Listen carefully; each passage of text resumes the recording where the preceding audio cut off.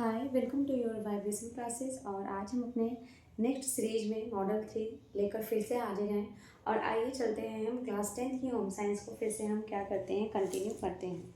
देखिए सबसे पहला हमारा क्वेश्चन क्या है कि सिलाई मशीन के 2 लाभ बताइए। ठीक है, देखिए कल भी हम लोगों ने सिलाई मशीन के बारे में पढ़ा था, तो हमने ये पढ़ा था कि सिलाई मशीन के क्या हैं, कई सारे लाभ हैं। सिलाई मशीन का सबसे पहला जो लाभ है वो क्या है, वो आपके धन की बचत होती है। किसकी बचत होती है? धन की बचत होती है। दूसरी आपकी क्या होती है? आपके समय की बचत होती है। क्या होती है?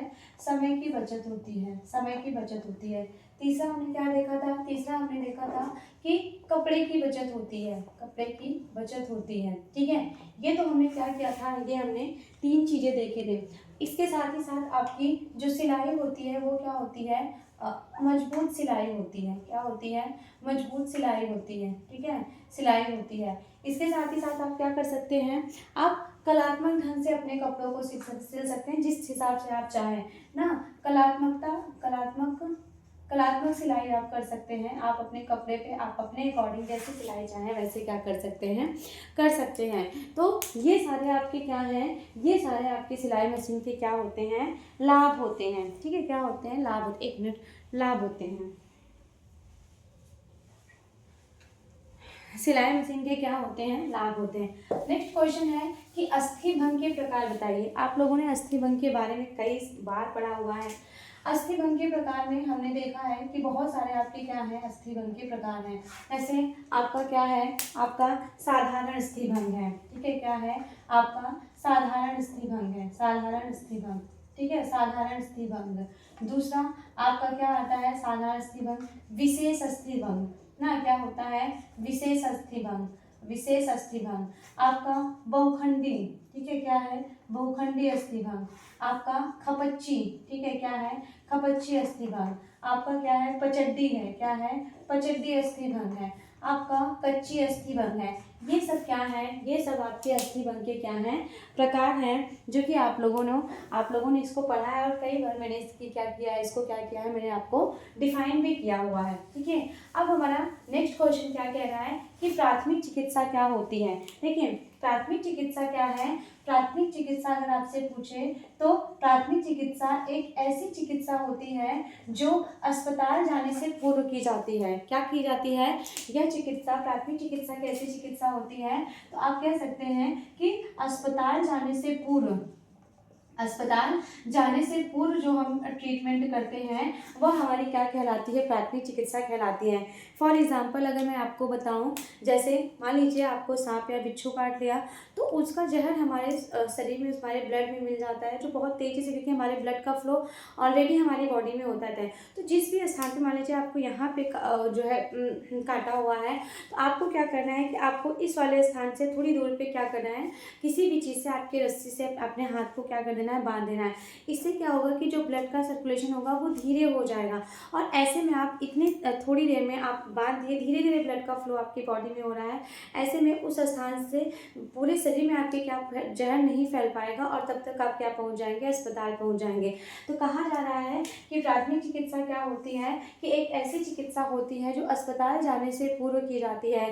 अगर आपसे ये पूछे कि इसे करता कौन है, तो यह एक कुशल व्यक्ति के द्वारा की जाती है। क्या होती है? एक कुशल व्यक्ति के द्वारा की जाती है, व्यक्ति के द्वारा की जाती है, जिसके पास नॉलेज भी हो, साहसी भी हो ना, धैर्यवान हो, सिचुएशन को हैंडल करना। ऐसा नहीं है कि आप बेहोश हुए, आपका ब्लड देख के वो खुद भी बेहोश हो गया, दोनों लोग बेहोश पड़े, ऐसा नहीं होना चाहिए। साहसी होना चाहिए, धैर्यवान होना चाहिए, नॉलेज होनी चाहिए, ये सारी क्या होनी चाहिए, उसके अंदर होने चाहिए। तो प्राथमिक चिकित्सा क्या है? अस्पताल जाने से पहले जो हम ट्रीटमेंट करते हैं, जो इलाज करते हैं, वो आपकी क्या कहलाती है? प्राथमिक चिकित्सा कहलाती है। अब हमारा नेक्स्ट क्वेश्चन क्या कह रहा है कि भोजन पकाने की विधियां। देखिए आपकी जो भोजन पकाने की विधियां हैं, आपके जो भोजन पकाने की जो विधियां हैं वो 3 प्रकार की दी गई हैं। कितनी दी गई हैं? भोजन पकाने की विधियां 3 प्रकार की दी गई हैं। सबसे पहली कौन सी विधि है? तो सबसे पहली है उबालना। ठीक है, क्या है? आपका उबालना है। ठीक है, कितनी दी गई हुई है? आपकी 3 दी गई हुई। तो सबसे पहला क्या है? उबालना है। दूसरा क्या है? तलना है। क्या है? तलना है। और तीसरा आपका क्या है, सेकना है। क्या है, सेकना है। ठीक है। अब ये जो उबालना होता है इसमें भी आपके क्या आते हैं, 3 प्रकार आते हैं। क्या आते हैं, 3 प्रकार आते हैं। कौन सा, ये उबालने में। एक तो हम उबालना होता है जिसको हम इंग्लिश में क्या बोलते हैं, बॉइलिंग करते हैं। कहा जाए तो ये 100 डिग्री सेल्सियस पर क्या है, जैसे हम दाल चावल क्या करते हैं, उबालते हैं। आलू को हम क्या करते हैं, सीटी देके तेज, मतलब जो तेज आंच पर आप क्या करते हैं, किसी भी चीज़ को पकाते हैं तो आपका क्या कहलाती है, उबालना कहलाता है। दूसरा क्या होता है, सिमरिंग होता है। क्या होता है, सिमरिंग होता है। सिमरिंग का मतलब होता है धीरे धीरे उबालना। क्या होना, धीरे धीरे उबालना। जैसे आपने देखा होगा कि पहले जब हम सब्जी में पानी डालते हैं तो सब्जी को जब एक ही बहुत तेज से जब उबाल मारता है तो उसके बाद हम गैस को क्या कर देते हैं, धीरे कर देते हैं।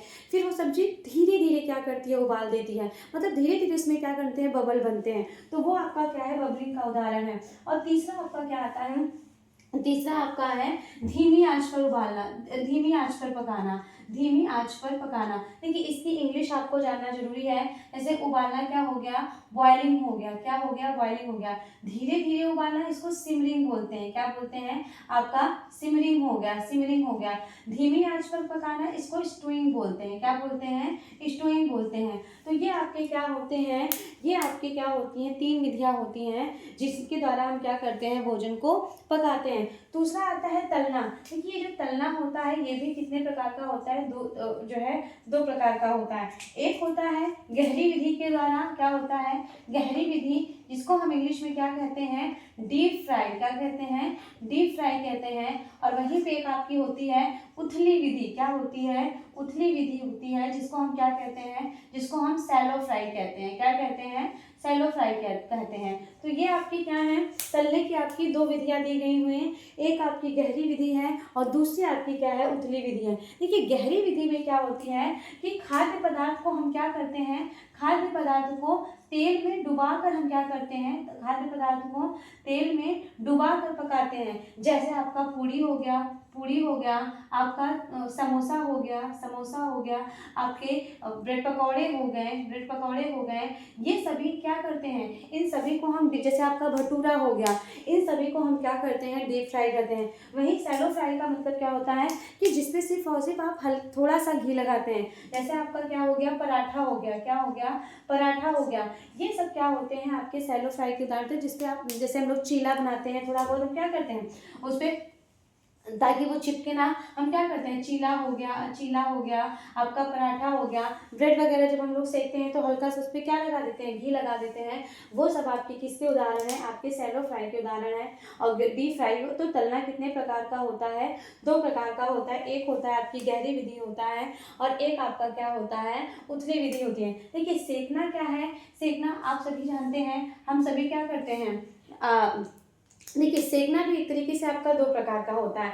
एक तो होता है प्रत्यक्ष होता है। क्या होता है, एक तो होता है प्रत्यक्ष होता है और एक क्या होता है, एक होता है अप्रत्यक्ष होता है। क्या होता है, अप्रत्यक्ष होता है। देखिए सेकना में प्रत्यक्ष, जब हम खाद्य पदार्थ को सीधा आग के संपर्क में लेके जाते हैं। जैसे आपने देखा होगा कि हम लोग रोटी बनाते हैं तो हम लोग जब रोटी को तवे से उतारते हैं तो हम सीधा गैस पे उसको आँच में ही तो क्या करते हैं, सीधा डालते हैं। या फिर भूनना हो गया, जैसे आप क्या करते हैं, देखिए भूनना और सेकना, आप कहेंगे कि दोनों में बहुत अंतर नहीं है। बस दोनों में एक ही अंतर है कि एक में हम सीधे आग के संपर्क में लेके जाते हैं, एक में हम क्या करते हैं, उसको पकाते तो हैं लेकिन सीधा आग के संपर्क में ले जाके नहीं पकाते हैं। तो आपका रोटी हो गया, आपका हम लोग चोखा वगैरह बनाते हैं तो क्या करते हैं, बाटी हो गया, इन सबको हम डायरेक्ट आग में क्या करते हैं, भूनते हैं। तो प्रत्यक्ष विधि में आपके क्या आते हैं, आपके जिनमें हम डायरेक्ट क्या करते हैं, आपके खाद्य पदार्थ को क्या करते हैं, पकाते हैं। तो सेकना, अगर आपसे ये पूछे कि सेकना क्या होता है तो सेकने में आपका रोटी आ गया, ठीक है, रोटी आ गया, ये सब चीज़ें क्या होती हैं, आपकी क्या कहलाती हैं।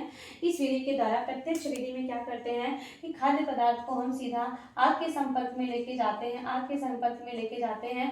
और अप्रत्यक्ष विधि में खाद्य पदार्थ आपका सीधे आग के संपर्क में नहीं जाता। जैसे आप लोगों ने देखा होगा कि ग्रिलिंग के माध्यम से हम क्या करते हैं, किसी भी खाद्य पदार्थ, आपने उसको क्या बोलते हैं,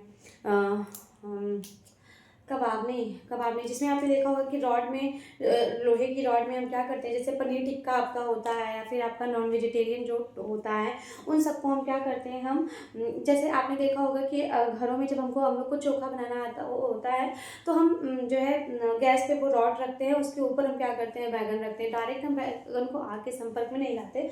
तो वो आपका किसका उदाहरण होगा, आपका अप्रत्यक्ष का उदाहरण होगा। तो आपसे पूछा है कि भोजन पकाने की विधियां बताइए, तो आप इन तीनों को क्या कर सकते हैं, बता सकते हैं। अब पूछ रहा है प्रदूषण क्या है। देखिए प्रदूषण आपके किससे बना है,